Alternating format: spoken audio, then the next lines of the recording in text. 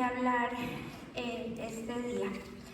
Ayúdenme mis hermanos, entreguémosle este mensaje en sus manos. Padre bendito, tuya es la obra, mi Señor, tuyo, mi Señor, es todo cuanto existe, Señor, lo que vemos y también lo que nuestros ojos no ven. Todo está en control tuyo, mi Señor. Nos ponemos en tus manos poderosas. Señor, te rogamos que esta palabra, Señor, nos edifique, Señor. Solo tú sabes qué cosa cada uno de nosotros debe oír, mi Señor.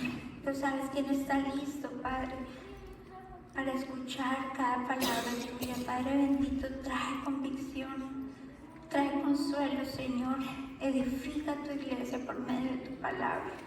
Ayúdame, mi Señor, a predicar ese mensaje, Señor, fielmente, Padre bendito. En el nombre de Jesús te lo rogamos.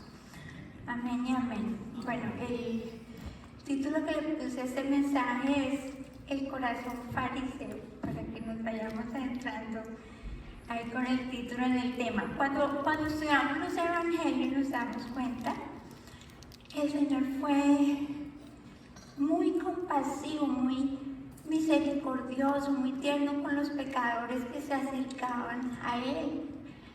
Pero como de manera como un contraste vemos que Él trató con severidad a un determinado grupo de personas, a los fariseos, a los escribas y fariseos. Entonces es importante que entendamos por qué el Señor hace este contraste, porque Él fue tan severo con ellos. Y con la ayuda entonces del Señor en este estudio les ruego que evalúe su corazón para ver si tal vez ahí hay rasgos de ese corazón fariseo. Porque el mensaje que el Señor nos trae, hay una palabra dura que habla ahí que dice que si nuestra justicia no supera la justicia de los fariseos, no entraremos en el reino de Dios. Entonces hay que tener claro cuál fue la justicia de esos fariseos y cuál es la que nosotros debemos tener que supere la de ellos. Y de este mensaje, que lo entendamos, depende nuestra salvación. Entonces vamos a estudiar esos puntos: el corazón fariseo, en qué consistía la justicia de ellos y cuál es la justicia que debemos tener, cuál es esa justicia correcta. Ok, entonces, por ejemplo, vamos a ver rasgos del corazón fariseo. Entonces, en Mateo capítulo 23, en el versículo 1 nos dice un poco quiénes eran esos grupos de escribas y fariseos. Dice: entonces Jesús les dijo a las multitudes y a sus discípulos: los maestros de la ley religiosa, los escribas y los fariseos, son los intérpretes oficiales de la ley de Moisés. Dice: por lo tanto, practiquen y obedezcan todo lo que les digan, porque estaban, predicando la ley de Moisés. Dice: pero no sigan su ejemplo. Porque todo, en el versículo 5 dice: porque todo lo que hacen es aparentar. O sea, es una obediencia externa. Dice en el 25, saltémonos, mi hermano. Dice: ¿qué aflicción les espera? Mira la denuncia que les hace el Señor. ¿Qué aflicción les espera, escribas y fariseos hipócritas? Pues se cuidan de limpiar la parte exterior de la taza y del plato, pero ustedes están sucios por dentro, llenos de avaricia, y se permiten todo tipo de excesos. Dice: fariseo ciego, primero lava el interior de la taza y del plato, y entonces el exterior también quedará limpio. Entonces eso nos está ahí el Señor diciendo: lo que me interesa es lo que está en el corazón. No me interesa la apariencia religiosa. Entonces dice en el 27: ¿Qué aflicción les espera, maestros de la ley religiosa y fariseos hipócritas? Pues son como tumbas blanqueadas, hermosas por fuera, pero llenas de huesos de muerto y de toda clase de impurezas por dentro. Por fuera parecen personas rectas, pero por dentro el corazón está lleno de hipocresía y desenfreno. Y miren la actitud que tiene el fariseo. Aquí en Lucas 18 va a haber un contraste del verdadero pobre en espíritu, que hemos venido estudiando ese tema, y del corazón orgulloso, ese corazón fariseo. En el versículo 9 está la parábola del fariseo y el cobrador de impuestos. Dice en el 9, a unos que confiaban en sí mismos, presten atención a eso porque esas son las cosas que Dios no quiere. A unos que confiaban en sí mismos como justos, en otras versiones dice, algunos que tenían mucha confianza en su propia rectitud y menospreciaban a los otros, dijo también esa parábola. 2 hombres subieron al templo a orar. Uno era fariseo y el otro era publicano, un pecador. El fariseo dice, puesto en pie, indicando el orgullo, ¿no?, espiritual. Él se sentía digno de presentarse delante de Dios. Dice, el fariseo puesto en pie oraba consigo mismo. Miren que no dice oraba a Dios, dice oraba consigo mismo. Él se alababa a sí mismo. Dice, Dios, te doy gracias porque no soy como los otros hombres, ladrones, injustos, adúlteros. Eso de él decía, esos sí son pecados, yo no. Dice, ni aún como este publicano. Ayuno 2 veces a la semana, confiaba en las cosas que hacía, las cosas religiosas externas. Ayuno 2 veces a la semana. Doy diezmo de todo lo que gano. Se sentía complacido por lo que él hacía. Entonces ahí nos manda el Señor a reflexionar cómo es nuestra obediencia. ¿Nos sentimos satisfechos con la obediencia que tenemos hasta ahora? ¿O realmente Dios está haciendo una obra tan grande en nuestro corazón de que vemos claramente nuestra maldad y nuestra necesidad de Él? Dios está haciendo una obra tan grande que anhelamos, pero de manera sincera, en lo profundo de nuestro ser, anhelamos la santidad. Porque el problema está en el corazón. ¿Qué pasaría? Yo les pregunto. ¿Qué diferencia haría en la opinión que tiene usted de sí mismo? ¿Qué cambiaría si Dios en algún momento hiciera público todos sus pensamientos? Todo lo que usted ha hecho desde que nació, desde que tiene uso de razón. Y que las demás personas pudieran ver eso. ¿Aún usted podría pararse orgullosamente y decir, soy bueno? ¿Qué pasa? Porque los demás sí pueden juzgarnos de alguna manera más. Nosotros tendemos a ser suaves con nosotros mismos, pero ¿qué tal que los otros vieran esos pensamientos más oscuros de nuestro corazón? Aún de verdad nos pararíamos como el fariseo, de pie así, orgullosos, con nuestra cabeza levantada. Miren el contraste con el pecador, con el publicano. Dice el publicano en el 13, mas el publicano estando lejos, no quería ni aún alzar los ojos al cielo, sino que se golpeaba el pecho. En la religión popular eso se volvió una costumbre. No sé si han visto, con respeto lo digo, pero es para hacer un culto. Hay veces yo veía a mis abuelitos, a mi papá haciendo esto, pegándose en el pecho, y yo de niña yo decía, ¿por qué hacen eso? perdieron el punto. Solamente lo hacen externamente, pero el punto era que ese golpe de ese publicano era verdadera aflicción por su pecado, verdadera vergüenza delante de Dios. Dice, sé propicio a mí, pecador. O sea, sé propicio, ten misericordia de mí. Y dice el Señor Jesús, os digo que este pecador que se afligía por su pecado, ese, dice, descendió a su casa. Presten atención a esa palabra porque eso es que vamos a hablar, de la justicia de Dios.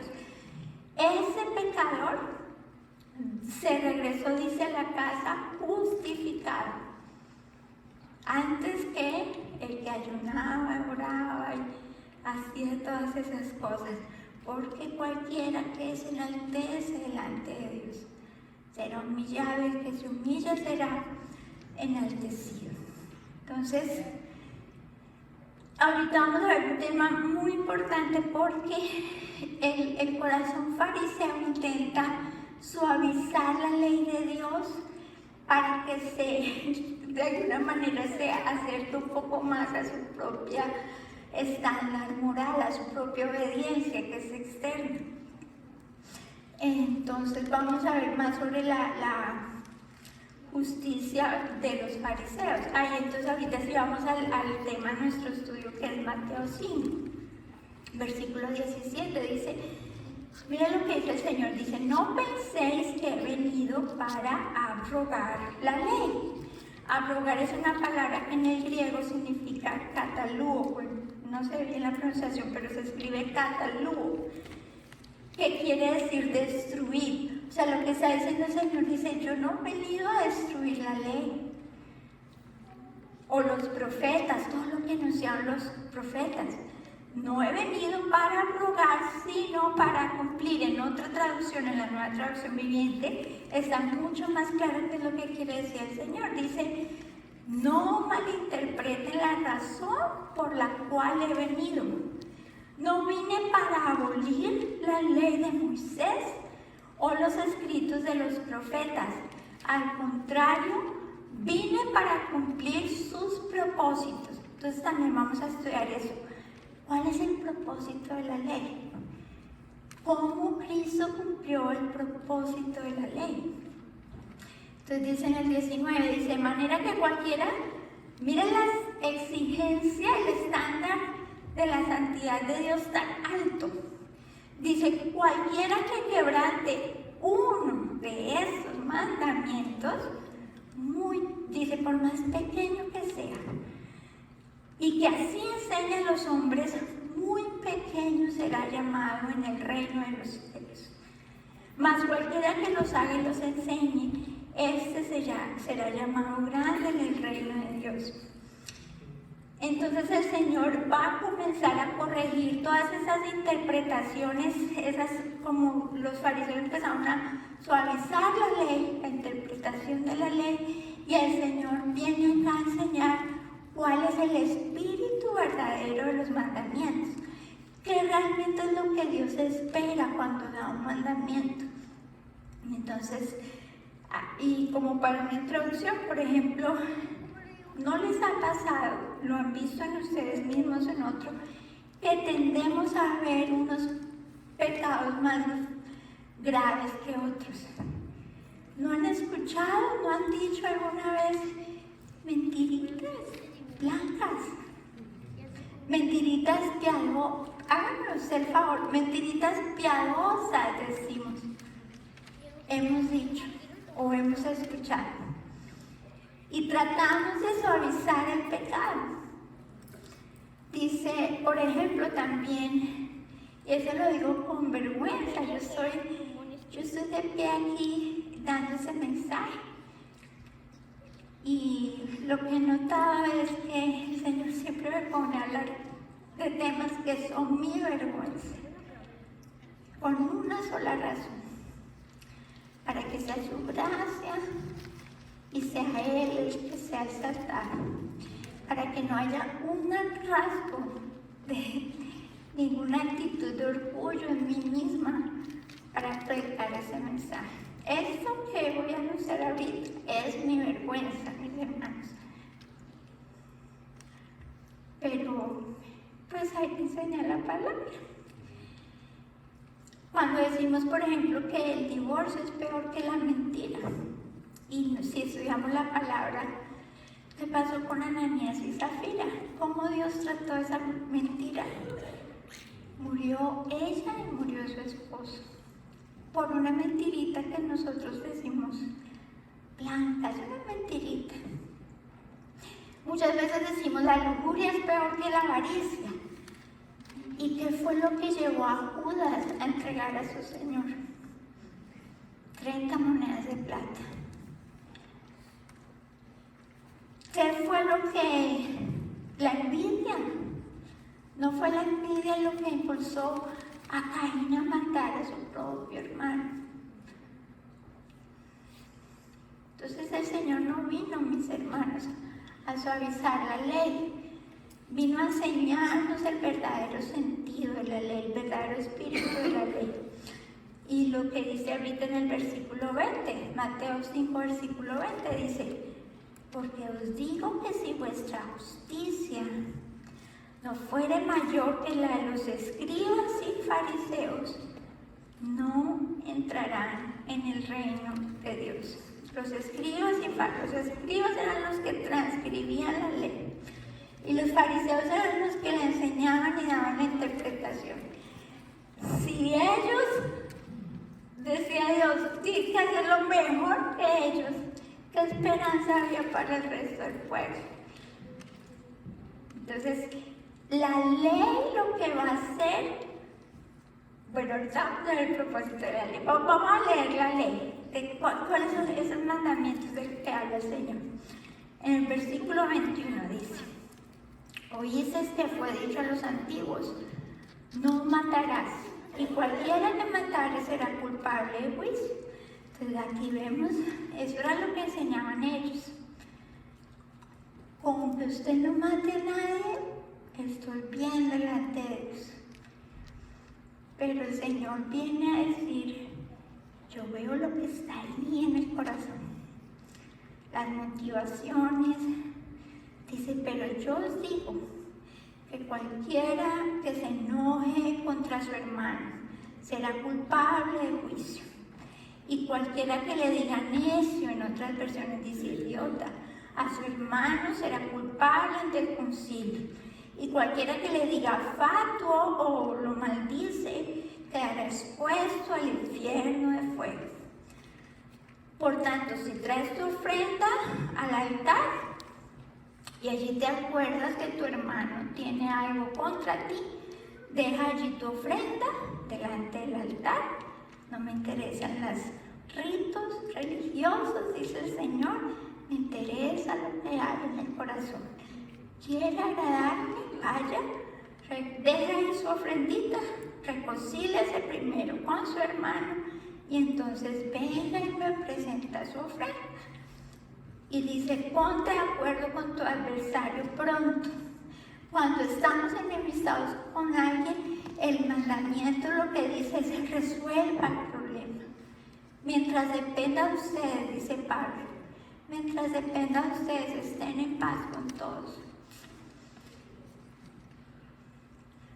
En Levítico 19 dice, no abrigues en tu corazón odio contra tu hermano. Repréndelo cuando debes reprenderlo, pero no te hagas cómplice de su pecado. Si hay algo, una ofensa, dice, vaya, resuelva, reconcíliese. Dice, póngase de acuerdo con su adversario.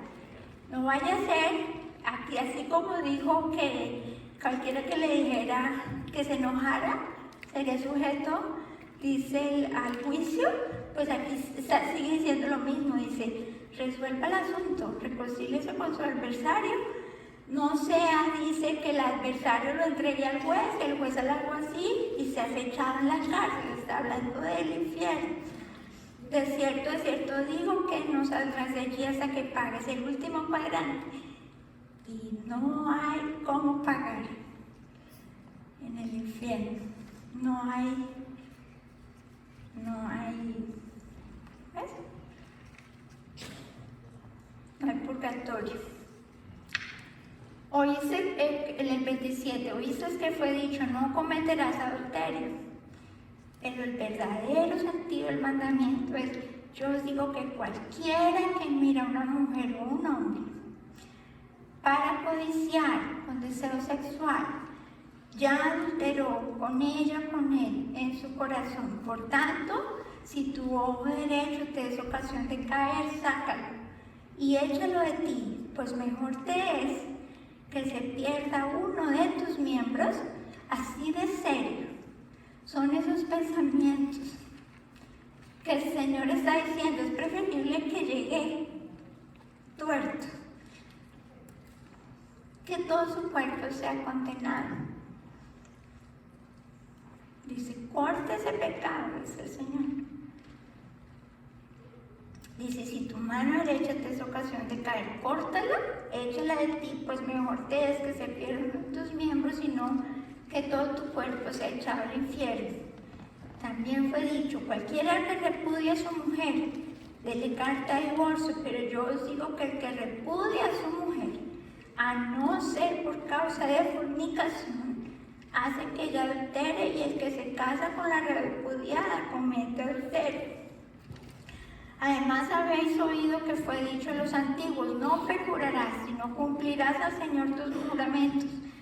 Pero yo os digo, no juréis en ninguna manera, ni por el cielo, porque es el trono de Dios, ni por la tierra, porque es el estrado de sus pies, ni por Jerusalén, porque es la ciudad del gran rey, ni por tu cabeza jurarás, porque no puedes hacer blanco o negro un solo cabello, pero sea vuestro hablar sí, sí, y sea vuestro hablar si es no, que sea no, sea con honestidad.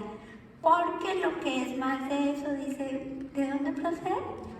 ¿Quién es el padre de la mentira? El diablo. Dice, y oíste que fue dicho ojo por ojo y diente por diente. Pero yo os digo, no resistan al que es malo. Antes, a cualquiera que te hiera en la mejilla derecha, vuélvele también la otra. Al que quiere ponerte a pleito y quitarte la túnica, déjale también la capa. Y a cualquiera que te obligue a llevar carga por una milla, ve con él 2. Al que te pida, dale. Al que quiera tomar de ti prestado, no se lo rehuses. Oíste que fue dicho, amarás a tu prójimo y aborrecerás a tu enemigo. Eso era lo que enseñaban los fariseos. Pero yo les digo el verdadero sentido de la ley. Amad, no a los que los aman, no a su familia únicamente, dice, amen a sus enemigos, bendigan a los que los maldicen, hagan bien a los que los aborrecen y oren por los que los ultrajan y los persiguen. Si es que de verdad, dice, para que seáis hijos de vuestro Padre que está en los cielos, que hace salir su sol sobre malos y buenos y que hace llover sobre injustos e injustos. Porque si amáis a los que os aman, ¿qué recompensa tendréis? ¿No hacen también lo mismo los publicanos? Y si saludan a vuestros hermanos solamente, ¿qué hacéis de más? ¿No hacéis también así los gentiles? Sed pues vosotros perfectos. ¿Ven la exigencia de la ley? Perfectos. La ley demanda una obediencia absoluta, perfecta. Entonces, ¿sí vieron cómo los fariseos suavizaban la ley para que se ajustara? Y si ven la santidad de Dios y la exigencia de la ley. Entonces, ¿qué nos queda? ¿Cuál es esa verdadera justicia? Entonces, ¿cómo es que Dios nos puede declarar justos si todos hemos quebrantado los mandamientos de Dios? ¿Cuál es esa justicia que Dios dice que incluso debe superar a esos fariseos? Aquí, si recuerdan en los estudios pasados que estábamos hablando de las bienaventuranzas, en Mateo 5, en el 4, no, en el 6 solamente. Bienaventurados los que tienen hambre y sed de justicia. Otra vez, justicia, hambre y sed de justicia. No es que Dios se venga en mi enemigo. No es que Dios me haga justicia, que resuelva la causa a favor mío. Es que Dios me declare justo. Y cómo yo empiezo a sentir esa hambre, esa sed de que Dios me declare justo. La ley. Ahorita vamos a entender un poquito más. Pero dice que el reino de Dios es de aquellos que tienen hambre, que desean, que anhelan la justicia de Cristo. No la de los fariseos. Dice en Romanos 10, amados hermanos, el profundo deseo en mi corazón y mi oración a Dios es que los israelitas lleguen a ser salvos. Dice, yo sé que ellos tienen un gran entusiasmo por Dios, pero es un fervor mal encausado. En esa versión dice, no es conforme a ciencia, no es conforme a la verdad, el verdadero conocimiento. Dice, no entiende la forma en que Dios hace justas a las personas delante de Él. Y miren qué pecaminoso es nuestro corazón.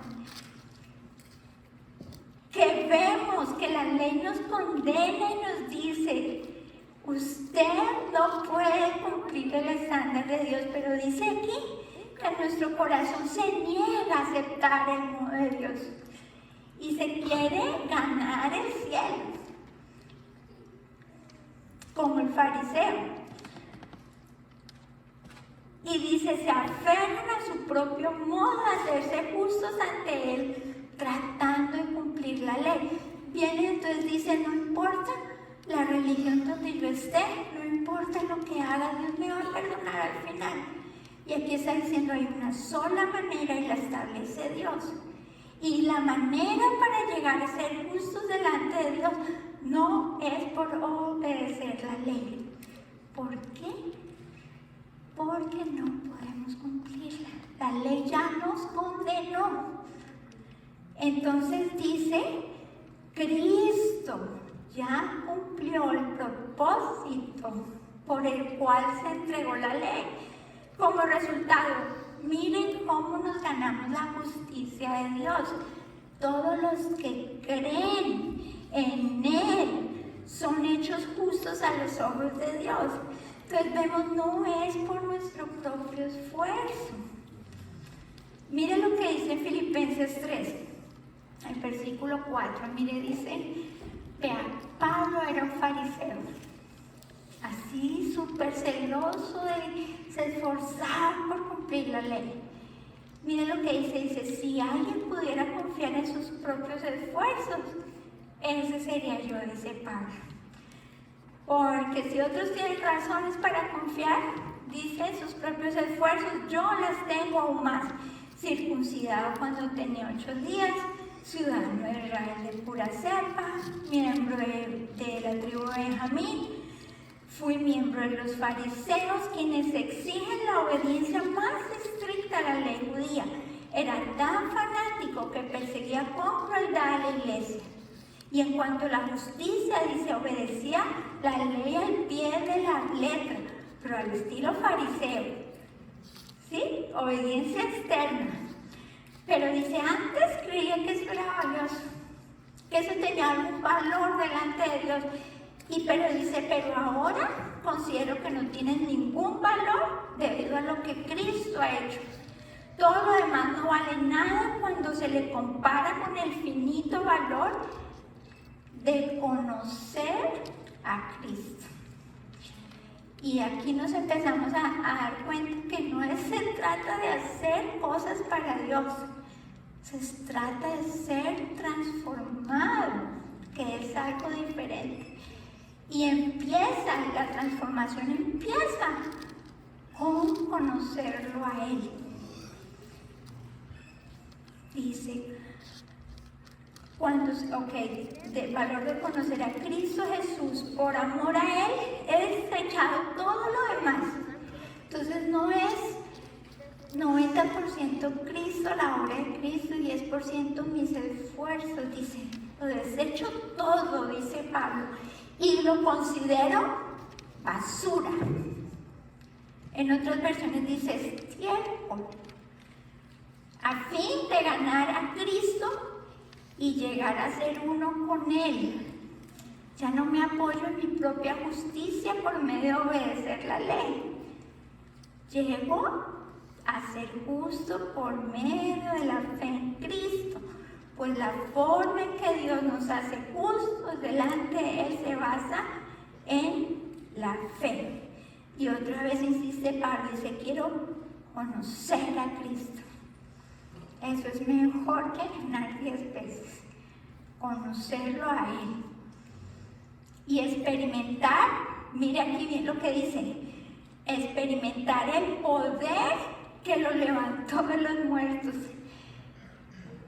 Cuando somos justificados por medio de la fe no es algo inerte, la fe no es algo que uno dice, solo eso. Hermanos, por medio de la fe experimentamos el mismo poder que resucitó a Cristo de los muertos. También nos levanta para una nueva vida y nos capacita para vivir como al Señor le agrada. Es un cambio en el corazón, porque ahí radica el mal. Dios tiene que hacer una cirugía.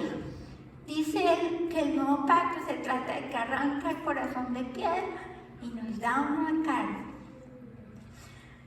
Entonces, ¿cuál es el propósito de la ley? Romanos 3:19 dice, yo ya cada vez que me paro aquí digo lo mismo, pero ¿de qué más predicamos, mis hermanos? Sabemos que todo lo que dice la ley lo dice a los que están bajo la ley, para que toda boca se cierre y todo el mundo quede bajo de Dios. ¿Cuál es el propósito de la ley? Que todo el mundo cierre la boca y quede convicto, quede bajo el juicio de Dios. Ya que por las obras de la ley ningún ser humano será justificado delante de él. Entonces dice, por medio de la ley es el conocimiento del pecado. Entonces Dios nos da la ley para que entendamos nuestra maldad. Otro propósito de la ley es que nos muestra la necesidad que tenemos de Cristo, de un Salvador. En Gálatas 3:24 dice, la ley, dice, de manera que la ley nuestro ayo fue para llevarnos a Cristo, para que fuésemos justificados por la fe. Mas venía la fe, ya no estamos bajo ese ayo. Dicho de otra manera, la ley fue nuestra tutora hasta que vino Cristo. ¿Qué es lo que hace la ley? Cuando todavía no conocemos a Cristo, la ley nos empieza a mostrar la santidad de Dios, el carácter de Dios, su carácter perfecto, santo, puro. Pablo dice en Romanos 7, la ley es pura, es santa, es buena. Entonces la ley empieza, desde muy pequeños empezamos a escuchar la ley. La ley es como una tutora que dice, no niño, pao, pecado, está mal. Es una tutora, nos va enseñando. Pero como empieza a mostrarnos que nuestra maldad es grande, entonces la ley nos va llevando al Salvador. Nos muestra la necesidad que tenemos de el Salvador. Entonces dice, ahora que ha llegado el camino de la fe, ya no necesitamos que la ley sea nuestra tutora. ¿Por qué? Porque ya cuando conocemos a Cristo, ya es Él que nos enseña. Ya es Él que por medio de su Espíritu Santo, no solamente porque dice que Él pone la ley, ya no queda la ley en tablas de piedra. Dice que ahora esos mandamientos los pone en nuestro corazón. O sea que Él nos da un deseo de obedecer esa ley. No solamente nos da el mandato, ahora nos da el deseo de obedecerla. Por eso el Señor les decía a los fariseos, limpia el vaso de adentro primero, para que lo exterior esté limpio. Él tiene que hacer un trasplante de corazón. ¿Quién puede cambiar su corazón? Ahí en el Antiguo Testamento dice, ¿quién puede el leopardo quitarse sus manchas? ¿Puede el ser humano hacer bueno sabiendo que está acostumbrado a hacer el mal? Solo el poder de Dios. Por eso el Señor dice, no me sirve esa justicia vacía, externa, hipócrita. Necesito cambiar su corazón, está diciendo el Señor. Y lo que yo requiero es que crean que la obra de Cristo es suficiente. Entonces, ok. ¿Qué quiere decir que Jesús cumplió el propósito de la ley? Porque por un lado el Señor obedeció, cumplió con las demandas que la ley exigía. La ley demanda una obediencia perfecta. Sean perfectos como ellos son perfectos de la ley. Entonces, Él es el único que ha obedecido todos, hasta las tildes y las comas de la ley, como dice el Señor.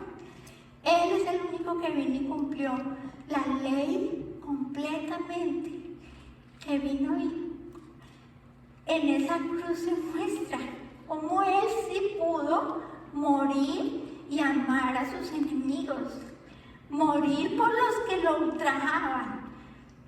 Él sí pudo. Entonces Él, ¿cómo cumplió el propósito? Obedeciendo la ley de manera perfecta y recibiendo el castigo que las demandas de la ley requerían. Porque, y mire,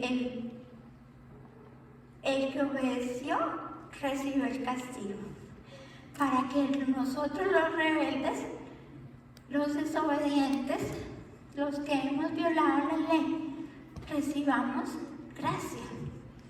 Entonces no fue que Dios pasó por alto el pecado, no fue que Dios dijo, sí, mijita, sígale ya. No, Dios castigó. En el Isaías 53 dice que Dios aplastó a su hijo. Dios demandaba castigo por la violación de la ley. Pero ahí está en la cruz la santidad de Dios exigiendo la justicia de la ley, pero está la gracia de Dios, porque el castigo no recayó sobre quien lo merecía, que éramos nosotros. Entonces miren lo que dice aquí en Gálatas 3, dice, todos los que son de las obras de la ley están bajo maldición, pues porque está escrito, maldito todo aquel que no permaneciera en todas las cosas que están escritas en el libro de la ley para hacerlas. Dice más, por cuanto por la ley, ninguno se justifica para con Dios. Queda manifiesto que el justo, ¿qué le queda entonces? ¿Cómo es que somos declarados justos? Por medio de la fe. El justo por la fe vivirá. Cristo nos redimió, nos rescató de la maldición de la ley, hecho por nosotros maldición. Él recibió la maldición porque está escrito, maldito cualquiera que es colgado en un madero. Él fue maldecido. Dice, mediante Cristo Jesús, Dios bendijo a los gentiles con la misma bendición que le prometió a Abraham, a fin de que los creyentes pudiéramos recibir por medio de la fe al Espíritu Santo prometido. Y otra vez en Romanos 3:23 dice, nadie puede alcanzar la meta gloriosa establecida por Dios. Sin embargo, en su gracia, Dios gratuitamente nos hace justos a sus ojos por medio de Cristo Jesús, quien nos liberó del castigo de nuestros pecados. Las personas son declaradas justas a los ojos de Dios cuando creen que Jesús sacrificó su vida al derramar su sangre. Mis hermanos, para concluir, a los que aún no están seguros de su salvación, usted está en esta situación. Les voy a decir con una ilustración.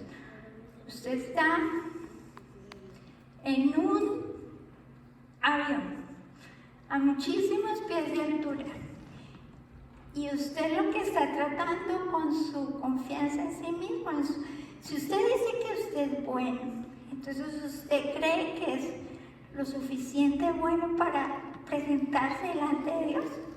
Eso es lo que quiere decir. Entonces usted está como en un avión que se quiere lanzar al vacío y lo que va a hacer es tratar que con sus brazos volar.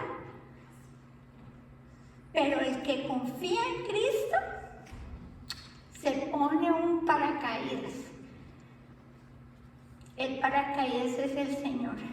Pero no solamente decir, creo en Dios.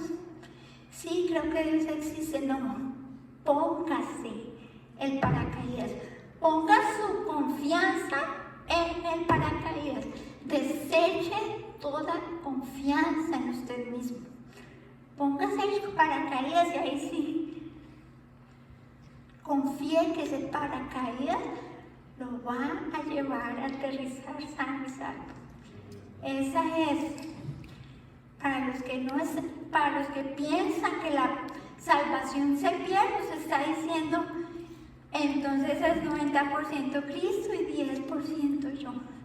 Pero Pablo dice, deseche toda confianza en usted mismo porque es basura, estiércol. O confía que Cristo lo salva, o mijito, usted ahí delante de Dios, o está bajo la ley, o está bajo la gracia. Para mis hermanos que predican a Cristo, recuerden, mis hermanos, la ley produce hambre y sed de justicia. Por favor, cuando predique a Cristo, comience por exponer la ley de Dios. Comience hablando de la santidad tan alta que Dios requiere. Porque si no, si el corazón humano no es humillado, no va a apreciar este mensaje. Este mensaje es ofensivo para el corazón fariseo. ¿Cómo de que no hay que obedecer la ley? Pero para el hambriento, para el sediento, para el pobre de espíritu, para el mendigo, eso sí son buenas nuevas.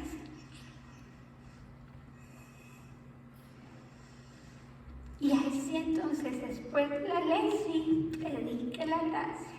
No le diga a las personas, Dios las ama, les va a perdonar. No, entienda. Así predicaba el Señor. Mire la predicación del monte. ¿Cómo empezó el Señor? Dice, predicó la ley. Mostró el estándar alto de la ley, no la suavizó. No temió predicar la ley a los hombres. Y les advirtió, ¿quieren el camino de la ley para ser justos delante de Dios?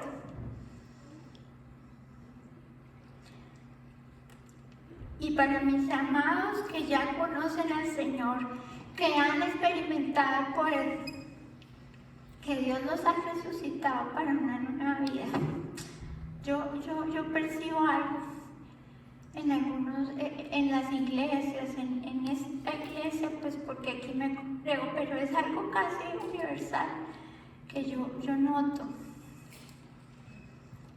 Piensan que, bueno, Dios me salvó y ahora sí me pongo la ley a cuestas. Ahora sí, entonces me he hecho otra vez el morral de la ley. Y miren lo que dicen en Gálatas 3. Rapidito, solamente en Gálatas 3. Miren lo que les dice Pablo.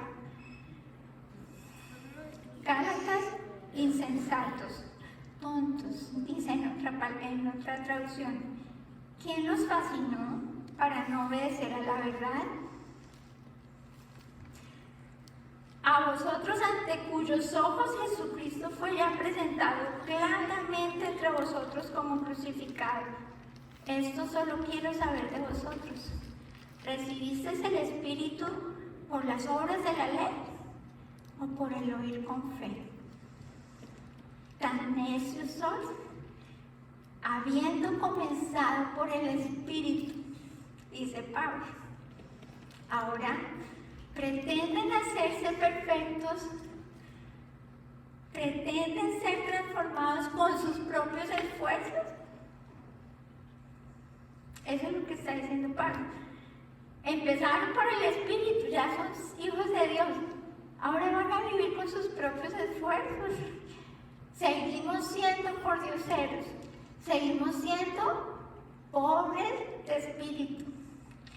Esa ley debe seguir alimentando nuestra hambre y sed de justicia para ser transformados, porque el proceso de la santificación va a durar toda nuestra vida. Entonces, ese es el mensaje que el Señor nos habla este día. Oremos, mis hermanos, para ser despedidos. Bendito Rey, yo te ruego, mi Señor, que nos ayudes a verte hermoso, que esas palabras, Señor, exalten tu belleza, tu hermosura, tu gracia, Señor, exalten esa obra tan maravillosa, Señor, que te veamos, que te anhelemos, Señor, que entendamos la necesidad que tenemos de ti. Por favor, mi Rey, pon esa hambre de justicia, Señor, esa hambre de justicia en nosotros. Justifica, mi Señor, al pecador, aquel que ha entendido, mi Señor, su maldad, aquel que ha entendido las exigencias tan altas de la ley de Dios. Señor, quita toda confianza, Señor, de nosotros mismos. Ayúdanos, enséñanos a poner nuestros ojos en ti, mi Señor. Y que así como hemos comenzado, Señor, por medio de tu gracia, por medio de tu Espíritu, Señor, que así, mi Señor, crezcamos en santidad. Que así, bendito Rey, crezcamos, Señor, conociéndote, amándote, porque si te amamos, obedeceremos naturalmente tus mandamientos. Te queremos a ti, bendito Rey. Ayúdanos a enamorarnos más de ti, mi Señor. Ayúdanos, mi Señor, con nuestra vida a glorificarte, a mostrar esa obra grandiosa que haces en el ser humano. Señor, ayúdanos para no avergonzarte, Señor. Ayúdanos, mi Señor, para amarte cada día más como tú te lo mereces, Señor. Gracias, Señor, por lo que hiciste, Señor. Que no nos cansemos de escuchar ese mensaje, Señor. Que no nos cansemos de escuchar sobre la cruz. Que nuestro corazón, mi Señor, siga deleitándose en estas buenas nuevas, mi Señor. Quita todo confianza, Señor. Quita todo inclinación al corazón fariseo, Señor. Que no haya en nosotros un pensamiento, bendito Rey, de complacencia en nosotros mismos, porque eres tú, Señor. Si obedecemos algo es por tu gracia, es porque tú has puesto un deseo, es porque tú nos has dado de tu Espíritu, Señor. Ayúdanos para que te demos la gloria y la gloria a ti, mi Señor. Bendito y alabado sea, Señor. Amén y amén.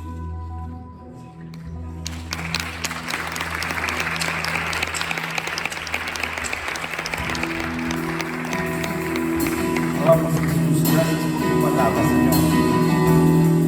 Que no se ponga de pie y vamos a cantar esta alabanza al Señor.